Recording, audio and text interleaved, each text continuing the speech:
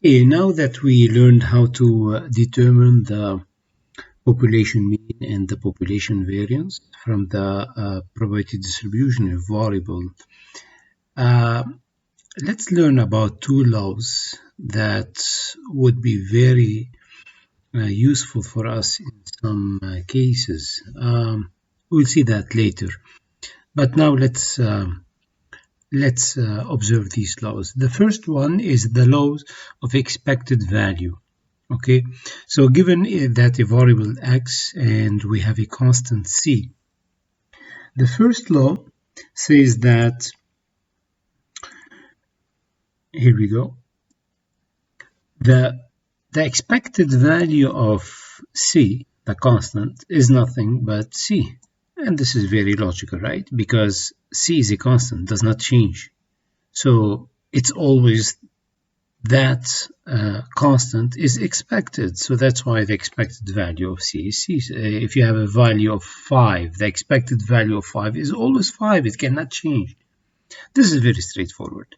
However, what about this? If we add up the variable and c, what does it mean? That means if I have a variable x that then take the value to, let's say, 5, 9, all right, 13. Then what if I, for some reason, I want to add to each one of these values the value 1. All right, so x plus 1 becomes 3, 6, 10, and 14. So you see, it's like now I have a new variable. Let's call it y, for example, okay, which is the sum of x plus 1. So for every value of x, there will be a corresponding value of y, which is x plus 1. So the question is, what would be then e of y, right? Which is x plus 1. I don't have to do the calculation again. I don't have to build the probability distribution of y, because I can use now the law of expected value, because the law says that the expected value of a variable x, when we add to it c, is the expected value of x then plus c. And if you already have determined the expected value of x, all what you do is to add the constant that you want to add to every value, and that's it. Now, what if I want to multiply every value of x by c? So, for example, if I have a variable z, okay, where z is equal to 5x, okay. So what I do to find the values of z, I multiply each one of these by 5. So it will be 10, 25, etc. Right? And then I find the probabilities, which would be the probabilities of these axes. But I don't need to do that, because I know by law that the expected value of c times x is c times the expected value of x. You see? All right, now the laws of variance. As c is a constant, so the variance of c is 0, of course, because remember, what makes a variable x has a variance? Because each one of its values has different distance from the mean, from the central location. Now, when you have a constant, it's the only value, so it has no variance at all. That's why we have a variance of 0. Now, if I have a variable which consists of the sum of x plus c, so the variance of this variable, new variable y, x plus c, it's v of x. Why? Because c does not contribute at all to the variance. You see, because we get it here, it's 0. So it's v of x. But if I'm multiplying the values of x by a constant c, then the variance of the new variable y, which is cx, is equal to c squared, that constant, times v of x.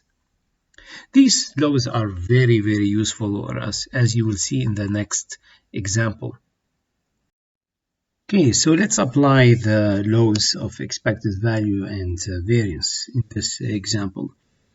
This example, in fact, is good because it will show you the benefits of these laws and how much time it can save you in finding the mean and the variance of new variables that are derived from other variables. So here we are given that sales have mean of 25,000 and the standard deviation sigma of 4,000. So this is sigma. All right, and this is the mean. And profits are calculated by multiplying the sales by 30%, and then we subtract fixed cost of 6,000. And we are asked to find the mean and standard deviation of the new variable, which is the profits. So, in fact, here I don't have even the option of finding the possible values of the profit because I don't have the underlying values of the sales. All what I know about the sales are the mean and standard deviation. But that's not a problem because I can use the laws of expected value and variance. So let's start with the first one. First, let's denote sales by S and profit by P. And then the relationship between the profit and sales is given here.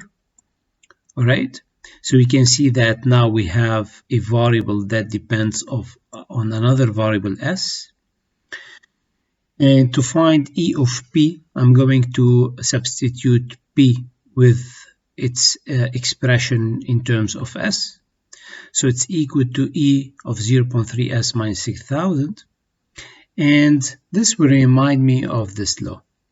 E of x plus C is E of x. Why I'm reminded of this? Because look at this. Here, this part is a variable part because 0.3 is constant, doesn't count, but S is a variable, so it's like that X. So you can call it Y, Z, W, whatever you want. Okay, and this one is a constant, which is similar to that. So which means the whole thing here has the same form as that one, which allows me then to use this law. So this one is E of x. In fact, this is E of x plus C. Okay, I'm sorry about that. This is E of x plus C, as we learned from the previous slides. So which means now this will be equal to E of the variable, as we did here, E of x. So our x here is this, plus C, which is minus 6,000, because this is our C. Okay, the minus 6,000 is our C. Now, this one, forget about this part. This part, okay, E of 0.3s reminds us of this form, E of Cx, right? You see here, C is 0.3 and X is S. Okay, so I'm going to replace this part using this form. So it's C E of X, which means it's 0.3 E of S. And I will subtract the 6,000 because I did not do here anything. Now I can replace E of S with the value that's given, which is the mean, 25,000. So that's 0.3 times 25,000. In fact, here you have to add minus 6,000. I'm sorry about this. So it's equal to 7,500 minus 6,000 equal to 1,500. Okay, now let's do the variance. Again, I substitute P with its expression in S.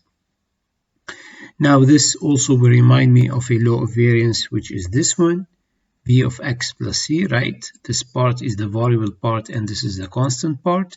So it's V of X, because 6,000 does not contribute to the variance. So it's V of 0.3S, which reminds me of another law, which is V of Cx equals C square of X, V of X.